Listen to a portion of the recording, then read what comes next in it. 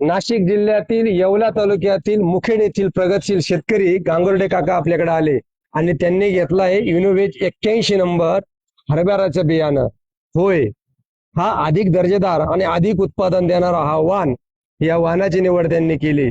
परंतु हरभरा पिकाला महत्वाची समस्या असते, ती म्हणजे मर रोग. आणि हा मर रोग 2 टप्प्यामध्ये हरभरा पिकावर येत असतो. तो पहिला पेरणीनंतर 20 ते 25 दिवसाच्या आत, आणि दुसरी जी समस्या येते फुलरनंतर घाट्याकडे जात असताना. तर पहिल्या टप्प्यातील मर रोग हरभरा पिकावर येऊ नये यासाठी आपल्याला करायचे आहे बुरशीनाशक, कीटकनाशक आणि जर्मिनेटरची बीज प्रक्रिया. त्यानंतर फुलरत असताना घ्यायचं आहे आपल्याला आंतरप्रवाही बुरशीनाशकाची फवारणी कीटकनाशकासोबत. तर निश्चितच शेतकरी मित्रांनो, अधिक दर्जेदार उत्पादनासाठी या गोष्टी आवर्जून करताना खत व्यवस्थापन आपल्याला अचूक करायचं आहे.